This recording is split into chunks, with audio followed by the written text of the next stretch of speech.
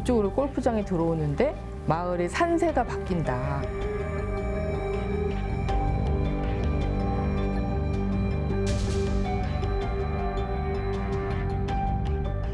이 특정 업체를 위해서 군유지를 매각한다는 건 어떻게 보면 특혜를 주는 셈이 되기 때문에 환자분은 지금 의식은 있으신가요? 누군가를 도와줄 수 있고 또 생명을 구할 수 있고 아름답고 고마운 직업이다. 본격적인 장마철을 맞은 농촌은 농작물 관리에 더 많은 신경을 쓰며 한창 바쁠 시기이지요.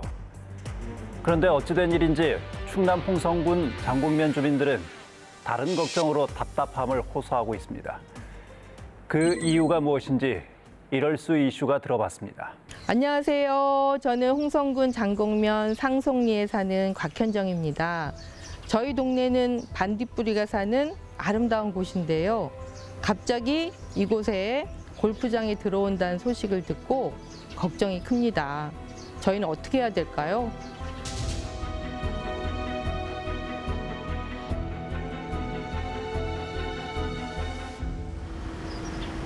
충청남도 홍성군 장곡면 상송 1, 2. 오서산 산자락 아래 반딧불이가 서식하는 아늑한 산골 마을입니다. 이곳 주민 150여 명은 대부분 유기농 농사를 지으며 살아가는데요. 평화롭던 농촌 마을이 술렁이기 시작한 건 지난해 6월. 아무 말로 마을 앞산에 느닷없이 골프장을 만든다는 소문이 돌았습니다. 아니 오케리 같은 게 꼭대 같은 게 이쪽으로 골프장이 들어오는데 마을의 산세가 바뀐다. 75만 평이어서 산도 다 깎아야 되고 뭐 이런 식으로 소문이 돌아서 저희는 깜짝 놀랐고 근데 이제 골프장 그래서 이제 지주분들 여기 그리고 여기 내려와서 사실 분들 내려와 사시는 이제 분들이 골프장에 대해서 알아보니까 너무 오염이 심하다는 거예요. 주민들은 소문이 사실인지 홍성군에 정보 공개를 청구해 알아보려고 했습니다. 하지만 홍성군의 답변은 정보의 부존재였습니다. 주민들은 이 답이 무슨 의미인지 더 궁금했습니다. 제가 정보공개 청구를 한 내용은 골프장 인허가 관련된 일체의 서류였거든요. 근데 그 서류가 없다는 거죠. 정보 부존재가 무슨 뜻이냐. 정보가 없다는 거예요. 없다는 거란 뜻이다 하고 통화를 했거든요. 그래서 왜 정보가 없냐 그랬더니 그렇게 얘기를 하는 거예요. 골프장 인허가 관련된 서류가 없고 9월 24일 날 투자 의향서가 제출됐을 뿐이다. 업체 측으로부터. 그래서 이제 우리는 검토하려고 하고 있다. 홍성군의 모순된 답변에 주민들은 직접 찾아가 들어보기로 했습니다. 그때 국장님이 얘기하시기를 안 될 거다. 기간도 많이 남았고 절차가 아주 복잡하고 그다음에 이 사유지도 있어서 사유지의 3분의 1을 팔겠다는 승낙이 있어야지 추진이 되는 거다. 근데 지금 뭐 토지주들도 연락이 안 되는 사람도 많더라. 그것도 어려울 것 같고 중앙에 있는 환경부에서도 골프장 승인을 잘 안 해주는 추세다. 이런 얘기를 하시더라고요. 홍성군의 말을 믿고 주민들은 안심하고 돌아왔습니다. 하지만 그로부터 3개월 후 당시 홍성군은 업체 측과 골프장 조성에 관한 투자 양해각서를 전격 체결했습니다. 당시 체결한 투자 양해각서에 따르면 업체 측은 2026년까지 골프장을 설립하고 홍성군은 골프장 조성이 원활하게 추진되도록 지원하며 필요에 따라 홍성군의 땅까지 매각한다는 내용입니다. 주민들을 안심시켜 놓고 투자 양해각서를 체결한 상황. 절차적으로는 적법할까요? MOU 체결이라는 게 법적인 효력은 없지만 그렇지만 이제 어떻게 보면 일종의 또 업체 입장에서 보더라도 사업을 해도 된다라는 어떤 의사 표시로 받아들일 수밖에 없고 또 사전에 충분히 주민들에게 동의를 구하지 않은 상태에서 MOU를 체결했다는 건 상당히 좀 독단적인 행정으로 볼 수 있을 것 같습니다. 주민들은 즉시 항의했습니다. 하지만 군은 주민들을 설득하기보다 의례적이라는 말을 내놓았습니다. 투자 의향서가 들어오면 군에서는 그거를 그런 식의 MOU를 체결해 줘야 한다. 그게 또 뭐 군의 도리다 뭐 이런 얘기를 하더라고요. 저는 군정이 원래 이렇게 진행되는 건가? 하는 생각이 들었고, 그래서 그때 이제 교육체육과 항의 방문하고 저희가 강력하게 항의한다. 그리고 이게 MOU가 설령 체결됐다 하더라도 우린 받아들일 수가 없다. 그런데 이번엔 주민들에게 제대로 알리지도 않고 사업 설명회가 이뤄졌습니다. 주민과 합의가 원칙이라면은 어떤 시간과 절차를 갖고서라도 반드시 주민들과 설명회를 갖고 이해를 시키고 설득을 하는 것이 중요하다. 첫 번째 과정이 아니겠습니까? 골프장 관련해서 설왕 설래가 있다 보니까 좀 기관단체라든지 뭐 체육회라든지 뭐 장곡면에 있는 게 전체적인 인원들이 좀 참여해서 그 설명회 개최가 좀 필요하지 않겠느냐라는 그 요청이 있어서 어제 이제 이루어졌다고 이제 얘기를 들었고요. 주민 알 권리 충족을 위해서 사업 시행사가 빠른 시일 내에 마을에 가서 주민 설명회를 해서 이런 그 위혹이라든지 이런 부분들이 빨리 해소될 수 있도록 그렇게 안내하도록 하겠습니다. 사실 상송 1, 2 주민들이 골프장 조성에 민감해하며 반대를 하는 이유가 있습니다. 골프장 조성 부지의 일부가 홍성군의 땅이기 때문입니다. 군 공유지는 그야말로 이 국민을 위한, 우리 주민을 위한 이런 거로 하여서 이렇게 발전시키면 좋겠는데, 일반 시민들이 이렇게 쉽게 접할 수 있는 레저 스포츠가 아니거든요. 최소한 그린피만 해도 뭐 하루에 한 번 하는데 20만 정도 그런데, 농촌에 20만 원 벌려면은, 예? 곡식 팔아서 20만 원 벌려면은, 자, 지금 땅에서 1년에 논에서 논 한 마지기에서 한 4마지기 정도가 나오거든요. 사실은 주민 모두의 재산이라고도 볼 수 있습니다. 이 특정 업체를 위해서 군유지를 매각한다는 건 어떻게 보면 주민 공동의 재산을 특정 업체를 위해서 어떻게 보면 특혜를 주는 셈이 되기 때문에 그건 적절하지 않다고 생각합니다. 상송리 주민 이종영 씨와 함께 골프장 조성 부지 일대와 군유지를 둘러봤습니다. 깊은 산세와 천혜의 환경을 자랑하는 오서산자락. 이곳은 국가지정 내포 무화숲길과도 연결돼 있는데요. 군유지 내에는 홍성축협이 운영하는 시범 목장도 있습니다. 이곳부터 이렇게 전부 다 저 끝에까지 이 직선 있는데 거기까지가 여기가 군유지입니다. 여기 전부. 산세가 이렇게 험하고 깊은데 골프장을 만들 수 있을까? 부지 일대를 둘러보던 중 돌연 발걸음을 멈춥니다. 여기가 풀이 많이 있었거든요. 그런데 얼마 전까지 풀이 많이 있었는데 이렇게 길이 오늘 와서 보니까 갑자기 이렇게 넓어졌네요. 2달 전만 해도 풀이 무성했던 임도에 포장도로가 생겼습니다. 이 위길에도 20년도부터 여기 도로가 여기 없었었는데 여기가 도로가 또 하나 생기고 이 연결 도로가 여기 많이 이쪽으로도 있고 이쪽으로 2군데 있고 하여튼 도로가 많이 생겼어요. 요즘 들어서 최근 들어서 포장해 놓으면 좋게 하겠지만 이게 용도를 어떻게 쓰느냐, 여기 농사 짓는 사람도 없잖아요. 근데 이제 산림도라고 하는데 과연 산림도가 이렇게까지 뭐 필요가 있나, 저는 의아하게 느껴지네요. 실제 산줄기를 따라 군데군데 도로 포장이 되어 있습니다. 이러다 정말로 골프장이 들어서는 건 아닌지 주민들은 두렵습니다. 오서산 자락 아래에서 유기농으로 과수를 재배하는 이정숙 씨. 골프장 조성 소식에 매일이 답답한 심정입니다.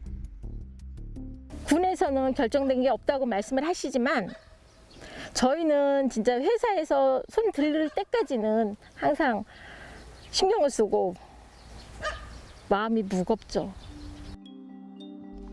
자연 환경이 파괴되고 농사에도 영향을 미칠까 걱정입니다. 한평생 해온 농업을 포기한다는 건 꿈도 꿀 수 없습니다. 농업이 생업인데 그 골프장에 들어오면 그 지하수 관정을 뚫으면 이쪽 지역은 지하수가 전부 다 고갈된다고 제가 들었어요. 그러니까 골프장에서 하루에 쓰는 양이 18홀 계산해갖고 한 800톤에서 900톤을 쓴대요. 골프장에 들어오면 가장 심각한 거는 지하수 고갈, 그 다음에 잔디를 키우기 위해서는 농약. 그러다 보면 그 지하수가 또 약을 뿌린 게 또 공기로도 증발이 되고 지하수 속으로도 들어가고, 더군다나 이쪽 홍성 이쪽 지역이 진짜 유기농 메카잖아요. 홍성 군민의 땅을 정작 주민에게 묻지 않고 골프장에 내준다는 사실에 주민들은 참다 못해 거리로 나섰습니다. 주민 서명을 받아 전달하고 군청 앞에서 시위를 했습니다. 군 땅이니까 그 군 땅, 군에서 추진하면은 그냥 그거를 그냥 사용하라고 그냥 그냥 감정 평가대로 값을 주고서 그냥 주는 거잖아요. 어떻게 보면. 그리고 공유지가 공익을 위해서 활용될 수 있는 부분을 사익을 추구하는 사람이 영리를 목적으로 그걸 활용하게 되기 때문에 어떤 게 들어와도, 그리고 또 그 이후에는 우리 주민들은 권리를 주장하기가 어려운 거잖아요. 그런데 지난 6월 17일 홍성군은 돌연 골프장 무산 소식을 발표했습니다. 대체 어떻게 된 일일까요? 사업 제안하셨던 그 사업자가 사업 포기 의사를 밝히셨고요. 유지적으로 결정을 할 것 같아요. 골프장 조성을 두고 주민들의 항의가 계속되고 여기에 신임 군수가 선출되면서 업체가 사업 포기 의사를 전격 밝힌 겁니다. 골프장 조성 논란은 1년여 만에 마무리됐지만 주민들에겐 여전히 끝나지 않은 문제가 남아 있습니다. 홍성군과의 불신, 군유지 사용 문제, 주민 찬반 갈등입니다. 군유지를 개발하면서 전문적인 지식을 가진 사람이 과연 이 골프장이 여기 건설해갖고 타당한가? 아니면은 주민들 각 마을에 대표하는 사람들이 참여해갖고 같이 논의하고 이렇게 해갖고서 하는 게 저는 타당하다고 봅니다. 이 군에서 일방적으로 하는 것보다는 주민들과 이렇게 간담회를 하던가 아니면 이렇게 토론을 해가지고서 해야지 무조건 밀어붙이는 식으로 하면은 이게 참 앞으로 참 이런 거는 개선을 해야 되지 않을까. 주민들은 홍성군에 주민과의 소통, 군유지의 공익적 사용을 요구하고 있습니다. 이제 이런 사업을 할 때는 주민들 간에 충분한 어떤 그 의견 수렴과 또 논의의 과정을 거치고 그게 행정이 이렇게 섣불리 개입하거나 업체의 입김이 작용하지 않도록 하는 게 굉장히 중요한데, 그래야만 나중에 주민들 간의 어떤 갈등이 커지지 않고 또 이렇게 마을 공동체가 잘 유지가 될 수 있습니다. 그래서 그런 점에서는 일단 이번에 그 골프장 문제 같은 경우는 첫 단추가 잘못 끼워졌다. 그거는 그래서 지금이라도 이제 군에서는 주민들 의견이 충분히 수렴되기 전에는 사업을 추진하는 일은 없어야 될 것이고, 주민들이 충분히 이런 부분에 대해서 숙의해서 주민들 스스로 판단할 수 있도록 하는 것이 저는 중요하다고 생각합니다. 지자체가 한번 계획한 일은 쉽게 되돌리기 어렵습니다. 되돌린다 해도 남은 주민들은 군에 대한 불신과 갈등을 안고 살아야 합니다. 지자체의 정책 결정, 주민들을 위해 무엇이 중요한지 신중한 검토가 필요해 보입니다. 홍성군은 군 공유지를 주민을 위해, 공공을 위해 활용해 주시기를 간곡히 바랍니다. 취재 이후에 골프장은 업체의 포기로 무산이 됐습니다만 그 과정에서 벌어진 이 홍성군의 일방행정 그리고 주민 간의 갈등의 문제는 여전히 해결되지 않고 있죠. 네, 사실 화면에는 다 담지 못했지만 골프장 조성으로 땅을 팔고 떠나려고 하는 찬성 측 주민들과 고향에 남아서 농사를 짓고 살려고 하는 반대 측 주민들이 서로 등을 지게 됐다고 합니다. 이 점은 정말 아쉬운 부분으로 남는데요. 찬성하는 쪽과 반대하는 쪽, 결국 한평생 한 마을에 살았던 이웃들이 서로 갈등 관계로 치닫는 경우가 많은데요. 결국 주민들에게 고통만 안겨주게 되는 경우가 아닌가 싶습니다. 예, 제가 사례 하나를 소개해드릴까 하는데요. 창원시 마산 하포구의 수정마을을 얘기를 좀 들어보면 이곳은 이제 2006년도에 산업단지 조성계획이 발표되면서 주민들이 찬반으로 갈리게 됩니다. 결국 주민 간 반목과 갈등이 계속이 됐고요. 그리고 개발계획은 백지로 돌아갔지만 말씀드렸다시피 주민들 간의 앙금은 계속해서 남아 있어서 불편한 관계가 유지됐던 곳이거든요. 예. 최근 경남도가 발벗고 나서면서 이 수정마을 공동체 복원 사업을 진행을 했는데요. 그 결과 15년 만에 마을 화합 축제가 열렸다고 합니다. 파괴된 마을 공동체 회복과 갈등 관리에도 이렇게 자치단체가 적극적으로 나서면 좀 회복이 될 수 있다, 이런 모범적인 사례로 볼 수 있을 것 같습니다. 예, 저희가 또 하나 짚어봐야 될 부분은 그 홍성군 군유지 활용에 대한 문제이지 않겠습니까? 지금 이 골프장 예정지가 군유지가 포함됐다라는 부분이 문제점으로 지정이 됐었는데요. 군유지는 공유재산에 해당하므로 공유재산 및 물품관리법에 따라 관리되고 있습니다. 공유재산법 제11조에 따르면 지방자치단체장은 공유재산이 사실상 행정 목적으로 사용되지 않는 경우나 원래의 용도로 사용하지 않게 된 경우 공유재산의 용도를 변경하거나 폐지할 수 있습니다. 하지만 공유재산법 제3조 2에 따르면 지방자치단체가 공유재산을 관리처분하는 경우에는 지자체 전체의 이익에 맞도록 해야 하고 공공가치와 활용가치를 고려해야 한다는 기본 원칙을 정해두고 있습니다. 예. 때문에 골프장 건설로 인해 얻을 수 있는 세수와 스포츠 활성화가 과연 국민 전체를 위한 것이었는지 꼼꼼히 따져봤어야 하지 않을까 하는 아쉬움이 남습니다. 골프장 건설을 무조건 반대하자 이런 개념은 아니고요. 주민과 상생할 수 있는 공익적 방안이 무엇인지 그냥 꼼꼼히 좀 따져봐야 한다, 이런 생각이 들거든요. 단순히 시류를 따르다가 보면 골프장이 남발될 수도 있고요. 또 기후 위기가 심각해지는 상황에서 그 숲을 보존해야 한다, 이런 방향에도 좀 어긋날 수가 있고요. 또 주민들 삶을 파괴하진 않을까, 이런 고민이 좀 필요해 보입니다. 개발은 한번 시작이 되면 되돌리기 어렵잖아요. 그만큼 100년을 내다보는 그런 해안이 필요해 보입니다. 홍성 지역의 골프장 조성 계획은 무산이 됐습니다. 하지만 여전히 충남 지역 곳곳 농촌마을에는 태양광 시설, 산업 시설, 골프장 조성 등으로 이 개발을 둘러싼 몸살을 앓고 있습니다. 지자체의 세수가 농민들의 삶의 터전보다 중요하진 않겠죠. 무엇이 가장 우선돼야 하는지, 또 무엇이 더 중요한 가치인지 깊이 생각해보는 계기가 됐으면 합니다. 여러분은 지금 시사인 대세남과 함께하고 계십니다.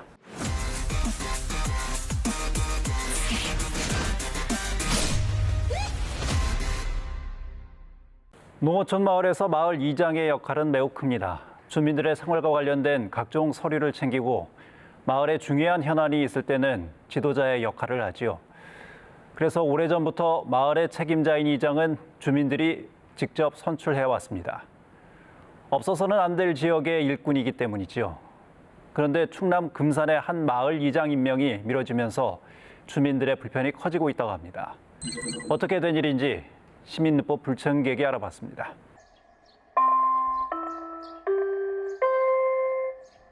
아직까지 농민수당을 행정정보나 마을의 대소사를 전하는 이장의 안내방송. 하지만 여기 이장의 안내방송이 3년 동안이나 제대로 나오지 않는 마을이 있습니다. 도시에 비해 규모가 작은 농어촌에서는 이장의 역할이 중요한데요. 통상 이장은 주민 선출에 의해 결정됩니다. 그런데 이 마을에서는 이장이 임명되지 않아서 주민들의 고충 상당히 심각하다고 합니다. 충남 금산군 복수면 용진 삼리 마을을 찾아가 보았습니다. 이 마을에 이장이 없다고 들었거든요. 우리 마을은 고령화 사회로 사실은 문맹자도 많습니다. 그리고 여기 다니는 교통버스가 1시간 넘어서 있어요. 한 번 나가서 면담을 해서 볼일을 보면 하루가 걸려요. 내가 가서 이 일을 잘 처리할 수가 있나? 이것이 다 마을 이장이 대행 처리해도 되는 일들이 개별적으로 가는 거예요. 이것이 3년이에요 지금. 왜 주민들이 다 선출해 해줬는데 이장을 얼른 내세워야지 이렇게 사람을 괴롭히게 합니까? 너무 다 우리는 괴로워요. 노인네들 뭘 알습니까? 아무것도 모르는데 이장이 없은 게 본인이 다 가서 해야 합니다. 진짜 힘들어요. 농촌 마을에서 이장은 주민들의 집안 사정까지 웬만큼 알고 있는 데다 어려운 일, 불편한 일을 대신하는 중요한 일꾼입니다. 그런데 마을에 이장이 없어 주민들의 고충이 이만저만이 아닌데요. 주민이 이장을 뽑았는데도 이장이 활동할 수 없는 불편한 상황. 어디서부터 잘못된 것일까요? 용진삼리 이장으로 추대된 박경리 씨를 만나 자초지종을 들어보았습니다. 2021년 10월 달에 개발위원 회의를 해가지고 선거관리위원회를 구성하고 입후보자 자격, 또 투표 방식, 투표 방법을 상의를 해가지고 노인 회장님께서 회관 앞에 공고문을 붙이시고 회의에 있었던 내용을 주민들한테 방송으로 상세히 얘기했고요. 일주일 정도 후보자 등록 기간을 두어서 선출하게 되었습니다. 입후보자가 저 혼자밖에 없어서 무투표로 제가 당선되었습니다. 마을 주민 80% 이상의 동의를 얻어서 이장으로 선출된 박경리 씨. 하지만 8개월이 지난 지금까지도 이장 임명장을 받지 못했다고 하는데요. 박 씨는 과거 마을의 일로 갈등을 빚었던 특정 주민과의 관계 때문이라고 말합니다. 우리 마을 내에 태양광이 들어오면서 그 업자로부터 우리 마을 주민 한 명이 돈을 받았다는 얘기를 듣고 이거를 우리 남편에게 얘기하고 이제 이게 점점 공론화되기 시작했습니다. 그래서 그게 저를 반대하는 이유지 않나 그런 생각을 가지게 됐습니다. 주민 A씨의 금품수수 의혹을 제기했던 박 씨 부부. 이후 두 사람 사이에 갈등이 시작됐고 A씨는 당시 이장이었던 박 씨에 대해 좋지 않은 감정을 보여왔다고 합니다. 그런데 이 마을에선 또 다른 문제가 발생했습니다. 그 당시 금산군에선 이 마을 인근에 생활쓰레기 위생매립장 증설을 추진했는데요. 주민들의 반발이 거센 가운데 A씨와 일부 주민들은 금산군 부군수실까지 점거하면서 농성을 이어갔다고 합니다. 쓰레기 소각장에서 데모를 하시는 분들이 금산군청 부군수실에 가서 부군수실을 새벽까지 점검하면서 농성을 부리고 용진삼리 이장만 자진 사퇴시켜주고 해임시켜주면 이 농성을 풀고 대화에 응하겠다 이렇게 부군수한테 얘기를 했고 부군수는 용진삼리 마을 이장을 해임시켜주겠다는 각서까지 써주었습니다. 결국 금산군은 A씨 측의 요구대로 박 씨가 주민 불화와 갈등을 해소하지 못했다는 이유로 해임 통보했고 그래서 억울하게 이장직을 잃게 됐다는 게 박 씨의 주장입니다.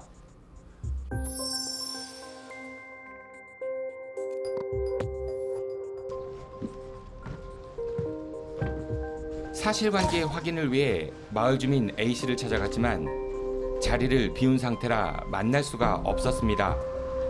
이후 전화통화를 통해 A씨의 입장을 들어보았습니다.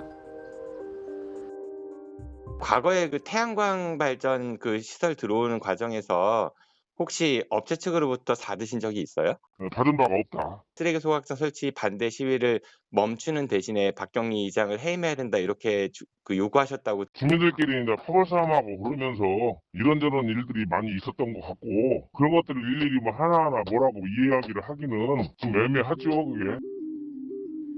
자신이 관여한 것이 아닌 주민 간의 갈등뿐이라는 답변으로 일관한 마을 주민 A씨. 해임을 통보받은 박 씨는 결국 금산군을 상대로 부당해임에 대한 소송을 제기했고 1심 판결에서 승소했습니다.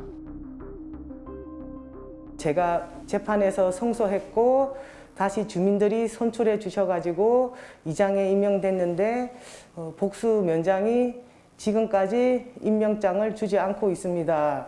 이장 그 면장께서는 왜 그러면은 임명을 안 해주고 있다고 하나요? 용진삼리는 화합이 우선이다. 화합을 먼저 해라. 그렇게 얘기하고 있고 기다려라. 조금만 기다려라. 곧 해결될 것이다. 현행법에 따르면 이장은 주민들 사이에서 신망이 두터운 인사를 읍장이나 면장이 임명한다고 규정하고 있습니다. 그래서 대다수 농어촌 마을에선 주민들이 이장을 선출하면 읍장이나 면장은 선출된 인사를 임명하는데요. 하지만 이렇게 장기간 이장이 임명되지 않고 있어서 이 마을 주민들의 불편 상당히 많아 보입니다. 주민 선출이 끝났음에도 불구하고 8개월 넘게 이루어지지 않고 있는 이장 임명. 그럼 왜 이렇게 오랫도록 임명이 이루어지고 있지 않은지 해당 면장에게 직접 이야기를 들어보도록 하겠습니다.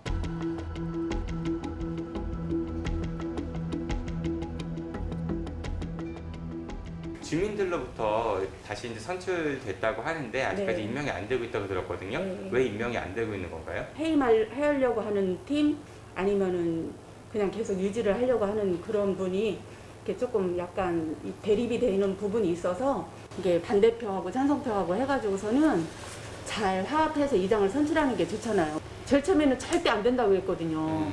절대 안 된다고 했다가 지금은 서로 대화도 나누고 막 이렇게 해가지고 동의해주겠다. 좀 더 많이 왔다? 그렇죠. 이장을 선출하는데 동의하는 대신 뭐 노인회장이나 새마을 지도자를 내려놓고 이장 선출하는데 동의해주겠다.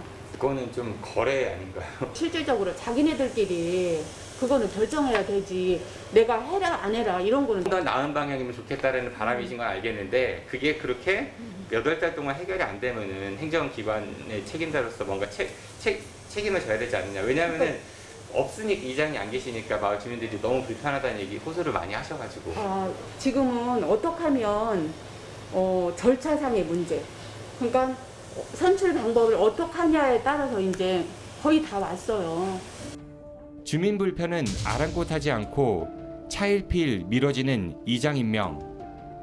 상황이 이렇게 되자 금산군 주민 한 명은 지난 6월 금산 군수와 부군수 그리고 복수면장을 직무유기 등의 혐의로 경찰에 고발했습니다.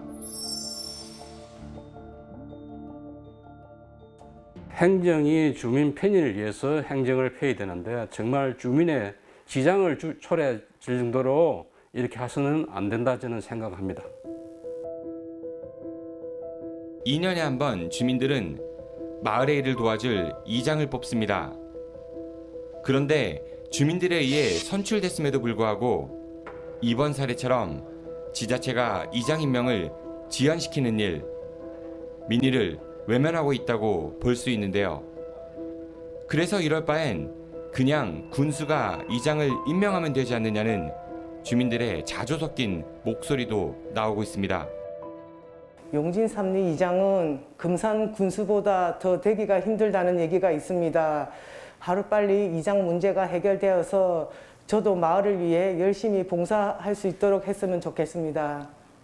이미 이제 마을총회에서 선출된 분이고 지역 주민들의 총의를 받은 분들이기 때문에 그 부분에 대한 것들을 존중해 주는 것이 절차적으로 굉장히 중요한 부분이 아닌가라는 생각이 들고, 만약에 지금 계속해서 공석이 되고 이장이 공석이 되는 이런 과정에서 실질적으로 피해를 보는 것은 실제 지역 주민들이라는 거죠. 행정은 거기에 빨리 이렇게 원활하게 해줄 수 있는 그런 의무가 있다라고 보거든요. 초고령화 사회로 접어든 지금 농촌 마을에서의 이장 역할 상당히 막중해졌습니다. 행정기관의 소극적인 대처로 인해 오랜 시간 동안 이 마을에서는 이장이 공석으로 자리 잡고 있고, 그러면서 마을 주민들의 불편과 갈등이 고조되고 있는데요. 금산군과 복수면에 빠른 대처가 필요해 보입니다. 상당히 이제 주민들은 많은 불편을 좀 겪고 있다 이렇게 호소하고 있다면서요? 예, 사실 농어촌 마을에서 이장이 한 역할 굉장히 중요하거든요. 특히 고령 어르신들이 많이 계시기 때문에 이분들이 뭐 농업 직불금 신청이나 아니면 농민수당 이런 것들을 신청할 때 어르신들을 모시고 면사무소로 가는 그런 일도 많이 하거든요. 근데 이제 이 마을은 3년째 지금 이장이 공석이라서 주민들 한 명 한 명이 직접 면사무소에 가서 행정 처리도 해야 되고 또 정보도 들어야 되니까 불편이 이만저만이 아닙니다. 각 마을의 이장을 선출하는 거는 지방자치법을 따르죠? 네, 현재 이장 제도는 아까 보신 바와 같이 지방자치법 시행령 제81조 제2항에 따라 주민의 신망이 두터운 사람 중에서 해당 지방자치단체의 규칙으로 정한 정하는 바에 따라 읍면장이 임명하고 있습니다. 세부적인 임명 절차는 법령의 위임에 따라 각 지방자치단체의 이장 임명에 관한 규칙으로 정해지고 있는데요. 이장 임명 절차는 대개 마을 총회에서 선출하여 읍면장이 임명하는 방식으로 이루어지고 있습니다. 여기 지금 용진 삼리 경우는 그 갈등 관계에 있다 이런 이유로 이제 마을 이장이 부당하게 해임된 것으로 보여지는 거잖아요. 이 일부 주민들이 좀 반대를 한다 이런 이유 때문에 그 임명이 이렇게 미뤄질 수 있는 건지 좀 궁금하네요. 예, 사실 그 복수위원장의 입장을 좀 추가로 전해드리면요, 이 마을 이장 처음에 선출 과정에서 약간의 서류상의 미비점이 있었다 이렇게 주장을 하고 있습니다. 그래서 그런 것들 보완을 요구하면서 주민 갈등도 있으니까 그 화합을 해라, 그 주민들의 동의를 모두 얻어와라 이렇게 이제 요구를 했다고 하는데요. 사실은 행정 절차에 따라서 일단 임명이 되고 그 다음에 주민화합 이렇게 가야 되는데 그게 아니라 화합이 되면 임명해주겠다. 이건 좀 뭔가 앞뒤가 좀 바뀌지 않나 싶은 생각이 들고요. 또 이런 행정 절차의 지연에 따라서 가장 큰 거는 주민들의 그 불편함이거든요. 하루빨리 좀 금산군이 이 문제를 해결해야 되지 않을까 싶습니다. 행정의 지나친 개입은 자치를 훼손할 수 있습니다. 마을 자치와 풀뿌리 민주주의가 제대로 작동할 수 있도록 원칙과 상식을 지켜주는 행정은 필요하지 않을까 싶습니다. 민주적인 마을 운영, 절차에 맞는 행정 처리로 주민 불편과 갈등이 하루빨리 해결되길 바랍니다. 대전 세종 충남 지역민들의 관심과 제보로 만들어지는 시사인 대세남, 전화와 이메일을 통해서 여러분의 제보를 기다리고 있습니다.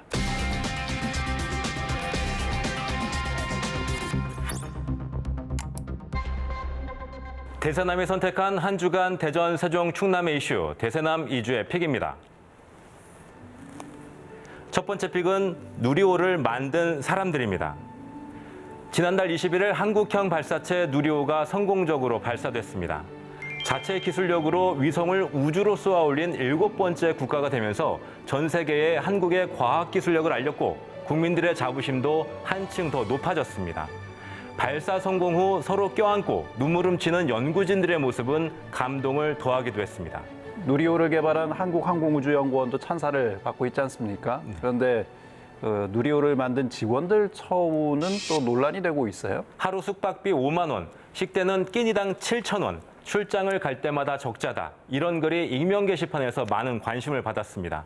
한국항공우주원 노조는 신입 직원 초임 보수가 국가과학기술연구회 소속 25개 출연연 가운데 21번째로 낮고 고연차 직원들의 연봉도 많게는 1,000만 원 이상 차이가 나는 탓에 젊은 연구원들의 이직도 빈번하고 심지어 합격하고도 입사하지 않는 경우도 있다. 이렇게 주장하고 있습니다. 그러면서 누리호 발사에 성공했는데도 누구 하나 연구자들을 위해 무엇을 해주면 좋은지 또 일을 더 잘할 수 있도록 어떤 것을 교정해야 하는지 묻는 이조차 없었다. 연구자들은 기계 부품이자 소모품이라는 생각이 들 뿐이다. 이런 자조 섞인 불만을 제기하기도 했습니다. 사실 과학기술계 홀대 논란은 해묵은 과제이기도 합니다. 누리호 성공을 바라본 국민들의 얼굴처럼 누리호를 만든 사람들의 얼굴에도 활짝 웃음꽃이 피어났으면 좋겠습니다. 두 번째 픽은 공공기관 이전 물 건너가나로 정했습니다. 원희룡 국토부 장관이 수도권과 지방의 격차를 줄이기 위해 수도권 시설을 지방으로 강제 이전하는 분산 정책은 실패했다. 이렇게 말했습니다. 이 말은 곧 과거처럼 수도권 시설, 즉 공공기관을 지방으로 이전하지 않겠다. 이렇게 볼 수도 있을 것 같습니다. 뒤늦게 혁신도시로 지정돼서 공공기관 이전을 추진하던 대전과 충남으로서는 허탈한 소식일 수밖에 없을 것 같은데요. 네, 맞습니다. 원 장관은 그러면서 지방도시에 사람과 자본, 일자리가 모이는 성장 거점을 만들어 기능을 압축하고 압축된 도시들을 광역교통망을 통해 촘촘히 연결하겠다. 이런 대안을 제시하기도 했습니다. 얼핏 솔깃한 내용일 수도 있습니다. 그런데 어떻게가 보이지 않습니다. 지방도시의 사람과 자본, 일자리를 어떻게 모아서 어떤 성장 거점을 만들 것인지에 대한 계획은 보이지 않습니다. 원 장관의 발언이 지방도시 성장보다 공공기관 이전 반대의 방점이 찍힌 건 아닌지 지켜봐야 할 것 같습니다. 행정혁신은 중요한 과제입니다. 하지만 특히나 행정 분야는 혁신만큼이나 예측 가능한 지속성도 중요하다는 사실, 간과해서는 안 되겠습니다. 대세남 2주의 픽이었습니다.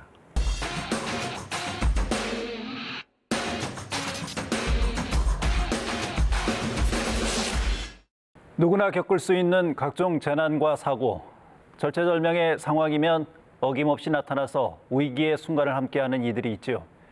바로 119 구급대원들입니다. 하지만 정작 자신들은 코로나19 기간 팬데믹에 대처하고 구급 이송도 해야 하는 이중고를 겪는가 하면 환자들의 무례한 욕설이나 폭행으로 안전을 위협받기도 했습니다. 그럼에도 불구하고 자신의 안전보다 국민의 건강을 지킨다는 사명감으로 오늘도 현장으로 달려가는 구급대원들의 바쁜 일상을 현지인이 들여다봤습니다. 환자분은 지금 의식은 있으신가요? 네, 의식 있으시고 누워 계신데 골반 쪽이 아프세요.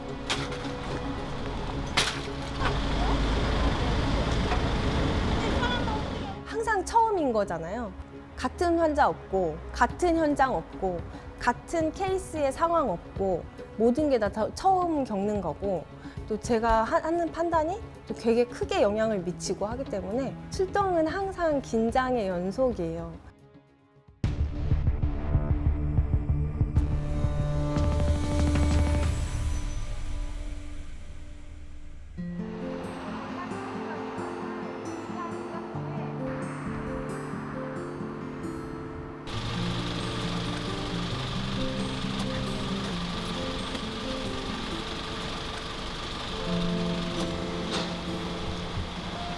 네, 저는 아산소방서 장제 129 안전센터에서 구급 담당을 하고 있는 구급대원 성민정이라고 합니다. 어떤 상황에서도 환자는 있을 수 있기 때문에 화재 현장에도 나가고 구조 현장에도 나가고 어디든 저희는 다 출동을 하고 있습니다.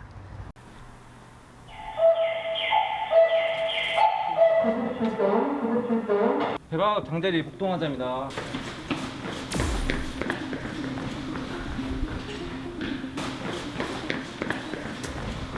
보행자 교통사고라고요?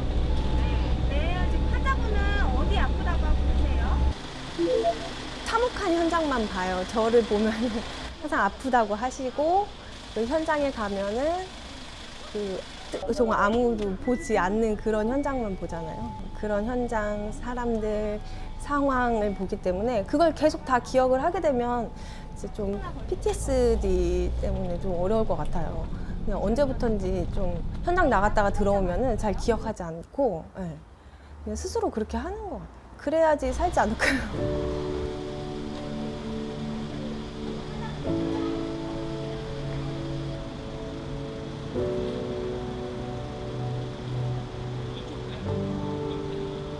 네, 이번 같은 경우에는 환자분들이 많이 다치지 않으셔서 정말 다행이었습니다.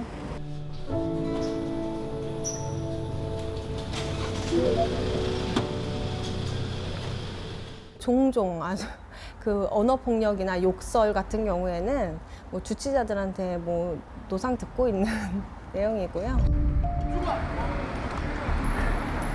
이러시면 안 됩니다. 어디 병원 가세요? 아니 병원 어디 다니시는데?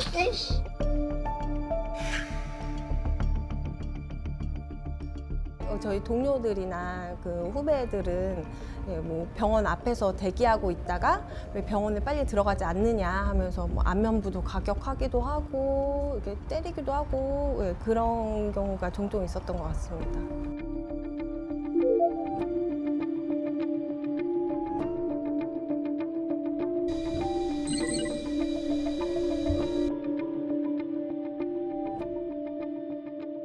너무너무 속상하고요. 제가 뭐 다 잊으려고 하고 다 잊었다라고 하지만 어떻게 다 잊겠어요. 아무리 취해서 하신 말씀이긴 하지만 정말 우리 선의의 마음으로 가서 도와드리려고 하는 건데 좀 우울해지기도 하고 회의감도 좀 느끼기도 하고 그런 마음이 좀 있습니다.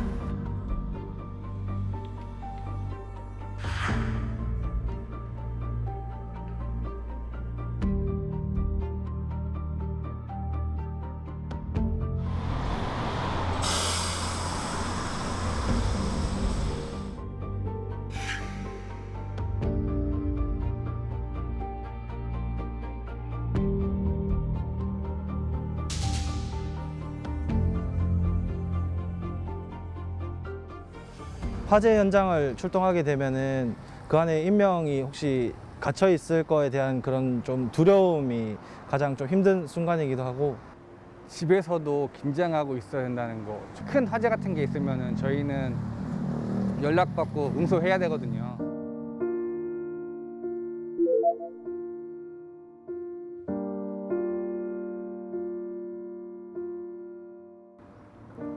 화재로 인한 피해를 보신 분들이 그분들도 결국은 피해를 보셨는데 저희한테 오셔갖고 감사하다는 그 말 한마디, 저희는 그 말 한마디 보고 일하고 있습니다.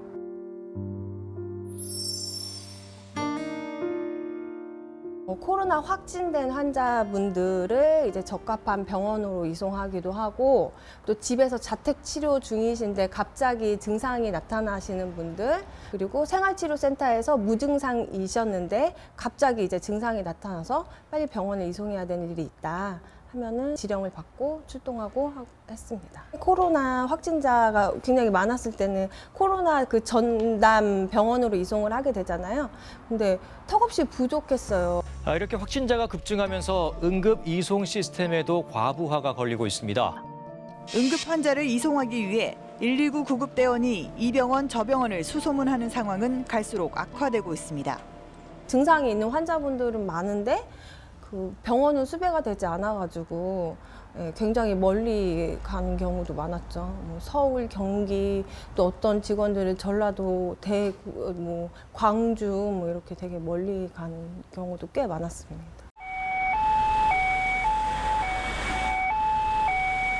언제 어떻게 나빠질지 모르잖아요. 저희 구급차 안에서. 또 먼 거리를 가야 하고. 근데 하다 보니까 되게 속이 타고 좀 긴장을 항상 하고선 출동을 했었던 것 같아요. 코로나 전담 구급대원인데 그 코로나 환자만 이송하진 않았어요. 일반 환자도 이송해야 하다 보니까 그 코로나를 한번 겪었었잖아요. 그렇기 때문에 또 감염병이 오거나 하면은 또 두려움이 크고, 감염병만 전담으로 하는 구급대원들이 인력이 좀 확충돼서 있으면 좋지 않을까, 그런 생각을 하고 있습니다. 충청남도 아산소방서 성민정 대원입니다. 27회 KBS 119상 본상 충청남도 아산소방서 소방장 성민정, 이하 내용 같습니다. 네, 우리 성민정 대원은 환자 이송 전에 적절한 응급처치를 시행해서 중증 환자의 악화를 막고 정상으로 회복하는 데 기여했습니다. 축하드립니다. 제가 너무 감사하게도 상을 받게 되었고, 그게 아무래도 그 출동 건수가 많은 곳에서 생활을 했고, 그리고 코로나 때 열심히 활동하였던 거, 또 전문 구급대원 활동하였던 거, 뭐 이런 걸로 해서 저에게 상을 주셨던 것 같습니다. 저희가 연락드렸죠.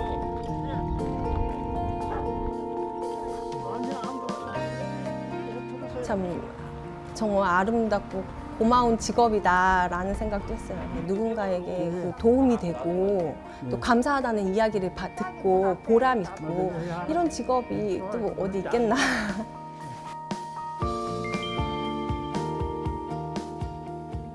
할아버지, 혈압이 굉장히 높아요. 지금 180대가 나와. 그래서 병원 꼭 가셔야 할 것 같아. 병원 꼭 찾아가셔요. 오늘 국기에 대한 맹세문은 대한민국을 수호하고 국민의 안전을 지켜온 대한민국의 영웅 4분이 낭독하겠습니다. 소방에 입문한 뒤 14년간 헌신적인 구급 활동을 해온 성민정 소방장. 자유롭고 정의로운 대통령 취임식에 그 국민 영웅으로 소방관을 또 뽑아주셔서 거기에 그 단상에 올라가서 그 국민 의례를 할 수 있었던 게 진짜 너무 감사했고, 또 명예로웠고, 또 더 열심히 진짜 해야겠다, 이런 생각을 많이 하게 됐습니다. 그때 그 국민 의례를 하고 내려왔는데, 내려오니까 많은 분들이 국민 정말 영웅이라고 하면서 사진 같이 좀 찍자, 그리고 그 노력해줘서 감사하다, 뭐 이런 이야기 들었는데 정말 너무너무 행복했습니다.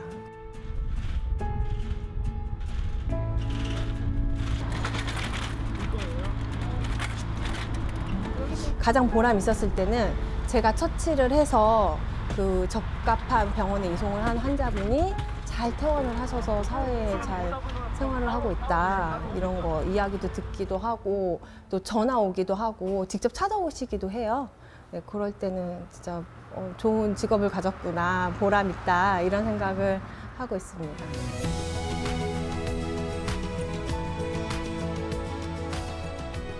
직업 중에서 이렇게 누군가한테 감사하다는 이야기를 항상 듣고 또 누군가를 도와줄 수 있고 또 생명을 구할 수 있고 구급대원이라 행복합니다.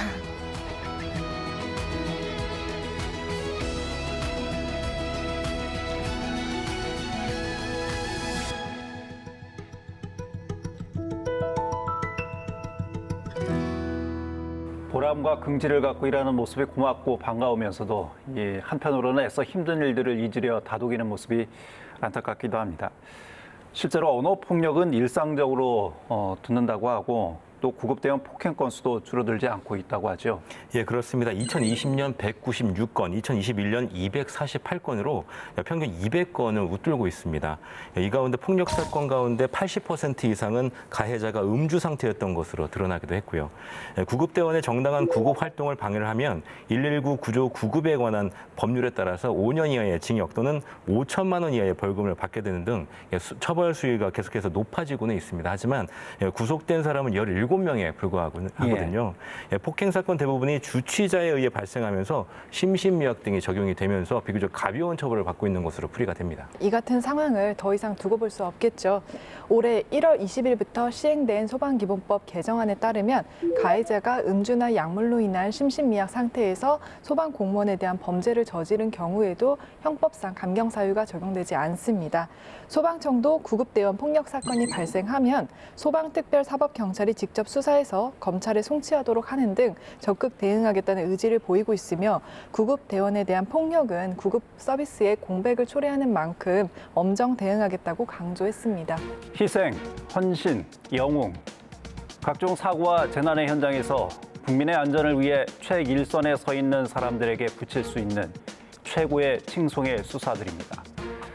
하지만 이들이 현재 처해 있는 열악한 근무 환경과 사회적 처우는 이런 칭송의 단어들과는 괴리가 너무나 큰 것이 현실이죠. 누군가에게 일어나는 일은 누구에게도 일어날 수 있듯이 어쩌면 우리 모두는 언젠가는 이들의 도움을 절실히 기다리는 상황을 맞이할지 모릅니다. 마치 고장난 녹음기처럼 반복되는 몇 개의 숭고한 단어의 형식적인 수사가 아니라 나와 내 가족의 안전을 위해서라도 이들의 실질적인 처우와 예우에 진심으로 관심을 가져야 하지 않을까 싶습니다. 시사인 대사람, 다음 시간에 뵙겠습니다.